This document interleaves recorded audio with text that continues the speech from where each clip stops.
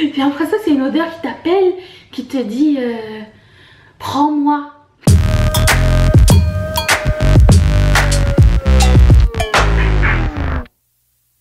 Bonjour à tous et bienvenue sur le channel. Je voudrais déjà vous dire bienvenue à tous les nouveaux abonnés. Aussi, il y a un concours pour vous qui a encore lieu jusqu'à lundi. Donc si vous voulez participer, je vais mettre le lien de la vidéo en question juste ici. C'est hyper fastoche, je vous suggère d'aller voir ça. Si vous demandez, mais Danisha, qu'est-ce que tu portes comme vêtement? Est-ce c'est un sweatshirt? Est-ce une robe sweatshirt? Je vous conseille d'aller voir la vidéo qui est ici. Maintenant que ça c'est terminé, passons à l'anti-haul parce que je sens que vous êtes là pour ça. Si vous n'êtes pas là pour ça, vous êtes perdu, c'est la troisième à droite. Je tiens dans cette enveloppe, que vous avez déjà vu quelque part, les noms des produits que je n'achèterai pas. Avec tout ce qui sort en ce moment, je suis, je vous cacherai pas, je suis un peu overwhelmed. J'ai du mal à suivre. Et si vous avez du mal à suivre, ben je vais vous aider à faire un choix et vous dire de quoi pas acheter. J'ai dans ma liste, je commence par une palette très populaire. Pourquoi pas? C'est la Sephora Pro Palette. Alors, entre le moment où elle est sortie, l'image est sortie et le moment où elle est arrivée sur le site de Sephora, j'ai beaucoup hésité, je ne vous cacherai pas, j'adore le maquillage, j'adore essayer de nouvelles choses. Et des trois palettes, parce qu'il y en a trois, il y en a une au ton plutôt froid, qui n'est pas du tout mon genre, des tons chauds, que je trouve qu'on a déjà fait et refait et refait, donc je n'ai pas besoin. Et celle qui m'a plu, c'était la éditoriale. Et en fait, voilà. Quand j'ai analysé la palette comme ça, le problème c'est que quand tout est placé en arc-en-ciel, tout de suite ça m'attire et je le veux sans réfléchir. Mais quand je prends le temps d'analyser les couleurs, ben je me dis que finalement j'ai déjà tout ce qu'il faut de cette palette chez moi. Donc si je me rappelle bien, de toute façon je vais mettre la photo ici. Cette palette contient des pigments qui se transforment, donc qui ont des couleurs que vous pouvez mettre par dessus d'autres couleurs et qui vont donner un reflet différent. J'ai déjà ça dans la palette Alchemy de Kat Von D, donc j'en ai pas besoin. Et sinon il y a toutes les couleurs de l'arc-en-ciel mat que j'ai déjà dans une autre palette de Kat Von D, la Mi Vida Loca. Donc j'ai pas besoin d'un autre violet, d'un autre lime, d'un autre bleu. C'est des couleurs que je mets bien sûr. Aujourd'hui j'ai mis du turquoise, mais à un moment donné il faut arrêter. Et ensuite en bas, le seul en fait, je dirais que le seul rang qui m'a interpellée, c'est celui du bas je pense. Il y a des couleurs un peu très extra métalliques, limite foil qui s'appliquent.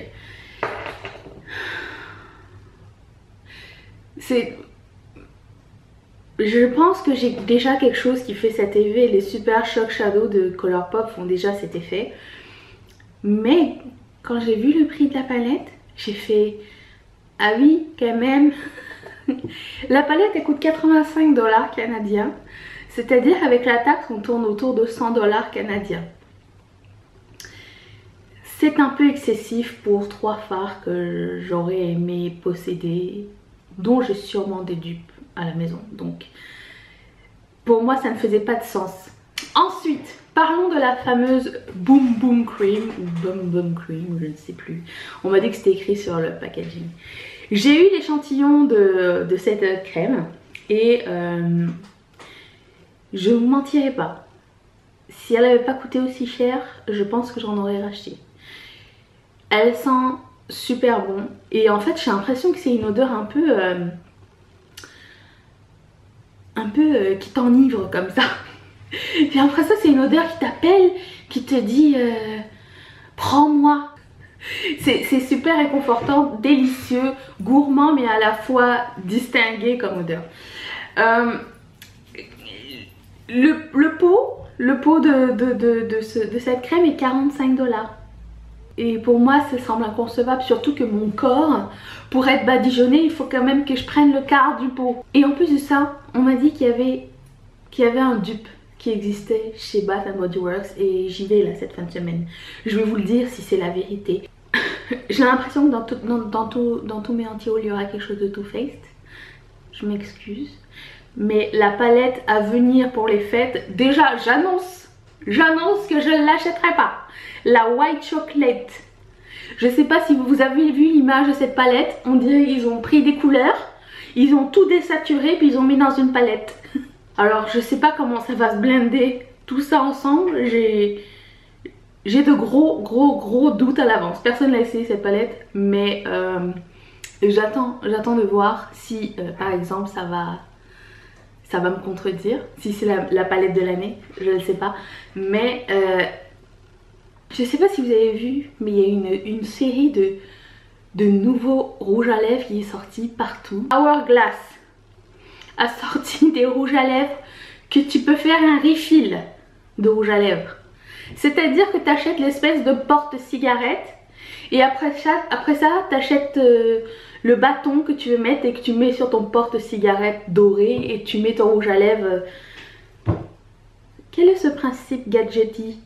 C'est pas très sympa ça, de faire des gadgets de rouge à lèvres comme ça, refillable. Qui va vraiment acheter le porte-cigarette doré et remettre du rouge à lèvres par-dessus des recharges de rouge à lèvres? Moi je me connais, si j'achète ça, je vous mettrai juste à partir de la recharge. Hein. Je vais jamais prendre la peine de remettre sur mon petit porte-cigarette doré, long en plus. Je trouve que c'est parfait pour appliquer du rouge à lèvres. Peut-être un eyeliner, mais un rouge à lèvres, j'ai de gros doutes. Encore dans les rouges à lèvres, Pat McGrath a sorti apparemment les meilleurs rouges à lèvres mat du monde. Moi je dis ça avec une face de pas filmé. Non. Pat McGrath pour moi c'est une grande inspiration. Je l'aime énormément, elle et Grace Lee. C'est les deux make-up artistes que j'ai connus en premier et qui m'ont donné beaucoup plus goût à ce métier. Donc j'ai rien contre elle, mais à chaque fois qu'une collection sort, je me dis il y a une entourloupe là-dedans. C'est pas possible. Un rouge à lèvres mat à 52 $.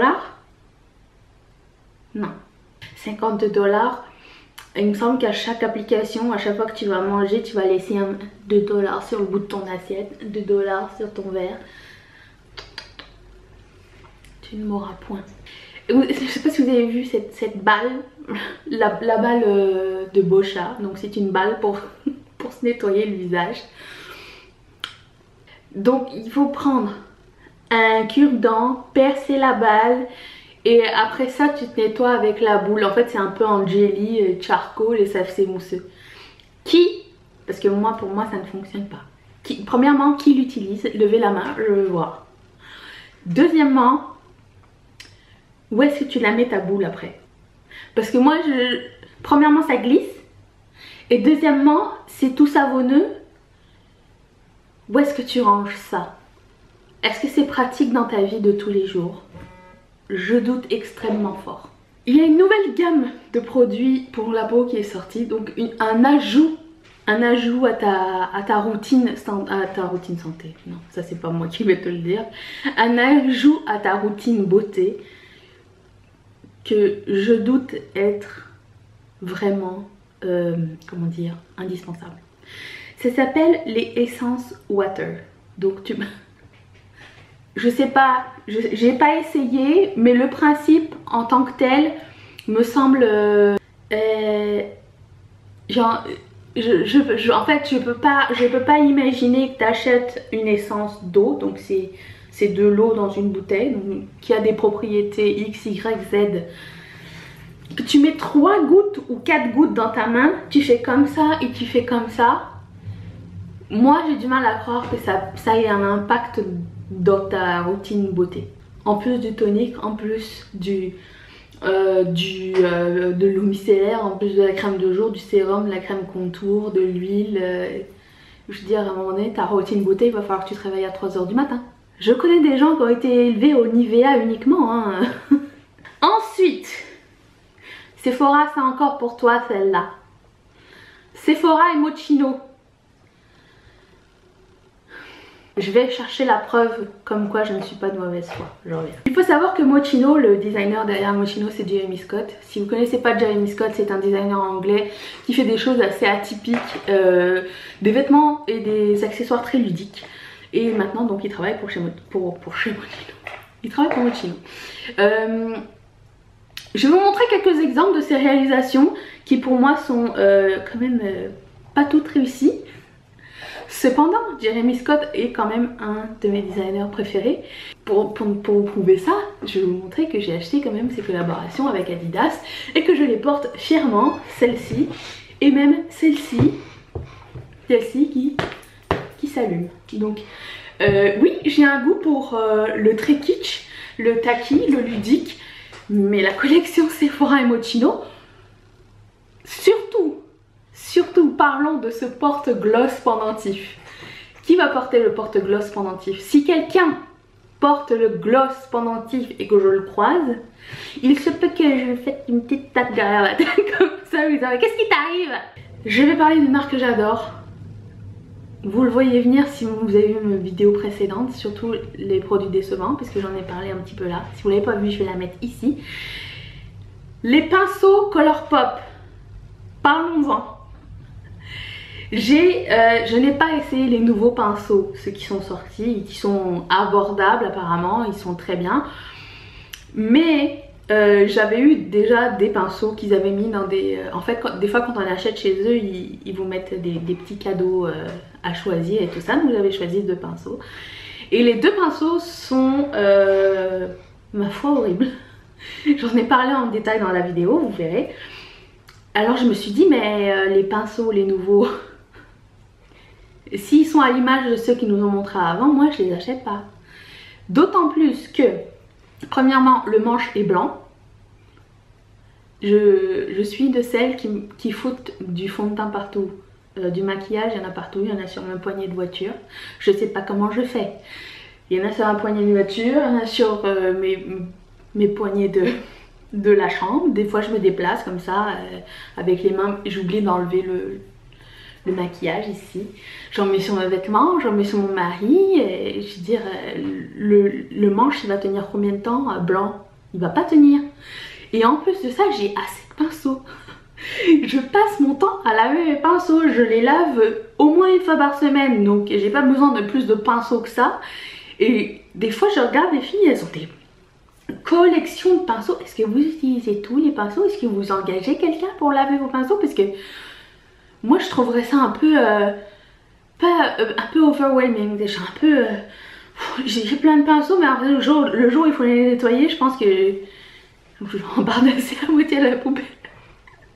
Non, c'est pas pour moi du tout, pas cette collection. Et dernier item beauté, c'est le nouvel item de Clarisonic, l'espèce de brosse qui t'aide à mettre ton fond de teint. On avait vraiment besoin de ça? T'es pas capable avec ton beauty blender tout seul? Ça prend 5 minutes, même pas 30 secondes. J'ai vu des démonstrations et je vous dis que j'étais à ça d'acheter cette brosse. Mais numéro 1, ça fait un bruit de vibrateur quand tu te maquilles, donc je suis pas à l'aise avec ça. C'est pas le moment idéal pour avoir ce bruit là déjà, donc ça non. Et en plus des fois je me maquille à 5 h du matin, j'ai pas envie d'avoir du bruit comme ça dans mes oreilles.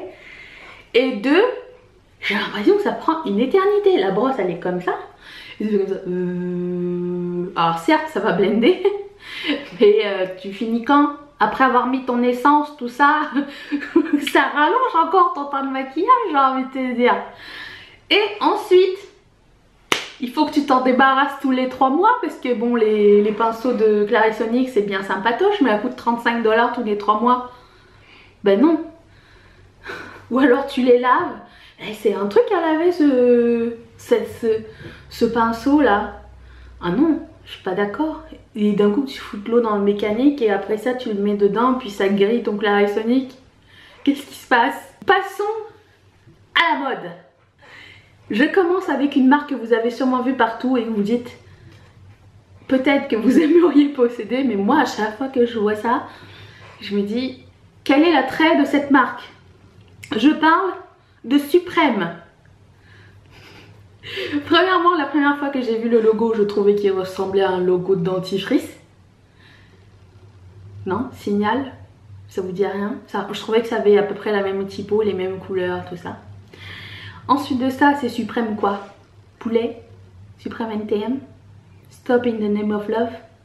Puis en plus de ça, le fait que j'en vois partout sur des gens que j'aime pas forcément, ça me donne pas envie d'en acheter. Vous vous rappelez quand Alexander McQueen il avait sorti les foulards avec les têtes de mort que tout le monde avait, puis après ça les Kardashians elles avaient ça tout le temps dans toutes leurs séries là. Au début je le voulais le foulard, puis après ça j'ai fait comme non, stop, in the name of love. Ensuite, alors ça c'est pas un nouveau trend mais ça persiste apparemment, les t-shirts de rock. Je ne peux pas acheter un t-shirt de rock parce que je n'écoute pas de rock. Alors l'autre fois je parlais avec ma fille, je me dis mais quand est-ce qu'ils vont faire des t-shirts où il y a Madonna, où il y a les vieux albums de Michael Jackson, ou le live d'Obispo 98. Quand est-ce qu'ils vont faire ces t-shirts là? Là j'ai acheté, là je vais me sentir proche d'un band. Je peux pas mettre un t-shirt de Metallica alors que je connais que la chanson, le slow là, Nothing Else Matters. Je peux pas faire ça, c'est contre moi. Si un jour on me demande, on fait un top quiz, ah ouais tu connais quelle chanson de Def Leppard? Déjà je confonds Def Leppard, Guns N' Roses, Van Halen, Poison, AC/DC, Black Sabbath, tout ça pour moi c'est le même groupe. Je sais pas, à chaque fois que j'entends Mathieu me fait des quiz des fois je cite les noms. Je sais pas, je connais pas de chanson. Je pensais que c'était terminé mais ça revient puisque c'est l'automne. Les over the knee boots, donc les bottes qui vont au-dessus du genou. Moi personnellement je peux pas en acheter. Je trouve ça extrêmement joli sur les filles. Il y a des moyens de le porter avec grande classe. Il y a aussi, c'est à la limite de le tourner en pas classe du tout. Mais ça c'est pas mon problème, c'est le problème des gens. Vous vous habillez comme vous voulez. Mais pour vous décrire un peu comment je suis, un jour mon ami m'a dit moi j'ai des petites jambes, mes jambes sont assez fines par rapport au reste de mon corps. Elle m'a dit tu ressembles à une patate avec 2 cure-dents. J'étais très gentille, ça venait d'une copine, donc j'ai la morphologie d'une pomme de terre en haut et 2 cure-dents en termes de jambes. Et comme je mesure que 1m55, soit 1 pied 1 non 5 pieds 1 pour ceux qui sont au Canada, c'est à dire que les bottes qui vont au-dessus des genoux elles m'arrivent au-dessus des cuisses, donc ça ferme plus et là j'ai l'air d'aller à la pêche. Ou alors mes bottes elles sont ouvertes comme ça, c'est non. Je ne peux pas rentrer dans ce trend. Je l'admire d'ailleurs, de toute façon je porte pas de talons donc ces bottes n'ont aucun intérêt pour moi parce que je trouve qu'elles sont bien plus jolies quand on a des talons. Donc je vais les regarder ailleurs, mais c'est pas un trend que je vais adopter. Et pour finir, c'est un trend qui me dérange un petit peu, mais aussi qui ne semble pas très pratique. J'ai trouvé... Moi je suis sur le site de ASOS tout le temps, donc je vois à peu près ce qui sort. Quand je le vois en plus de 5 exemplaires, je me dis ça y est, ça s'en vient. Et là, il y a les ceintures style corset qui reviennent. Alors je sais pas si vous vous rappelez, mais à une époque, il y a des gens qui se sont battus pour arrêter d'en porter. Alors je me dis pourquoi aujourd'hui on s'inflige cette ceinture? Je sais pas. C'est moyen beau. En fait il faut avoir une taille prononcée je pense pour porter ça. Ou alors la serrer pour que ce soit prononcé. Ce qui ne me semble pas être très agréable à porter. Et petit 2, comment tu fais quand tu t'assois avec? Tu t'assois comme ça? Et tu peux pas plier en 2? Et ceux que tu peux plier en 2, ben c'est pas beau du coup. Donc si c'est pour les événements où t'es debout. Donc forcément ça sert à rien. J'ai vu qu'ils en vendaient chez ASOS Curve. Mais ils sont pas cons hein. Au lieu de vendre celles qui font comme ça, grandes pour les tailles pas curve, et ils sont grandes comme ça. Pour les curves ils ont dit bon bah attendez qu'elles ont des bourrelets, on va la... corset sympa. Voilà. Je vous laisse sur ça. J'espère que cette vidéo vous a plu. Bien sûr c'est une façon un peu sympatoche et rigolote de dire qu'on n'achètera pas les produits. Vous êtes libre d'acheter ce que vous voulez, c'est juste des choix qui me sont propres. Si ça vous a plu, vous pouvez mettre un thumbs up. N'hésitez pas à vous abonner. Il y aura sûrement d'autres anti-haul à venir, puisqu'il y a sûrement d'autres collaborations, lancements, trucs inutiles qui vont nous arriver dans la figure. Donc, faut pas manquer ça. Abonnez-vous, on se retrouve tous les mercredis et tous les samedis et des fois les lundis. Et ce lundi on se retrouve parce qu'il y aura le gagnant du concours, donc n'oublie pas de participer. Je vous fais d'énormes bisous. Je sais pas quoi dire, à bientôt. Bye.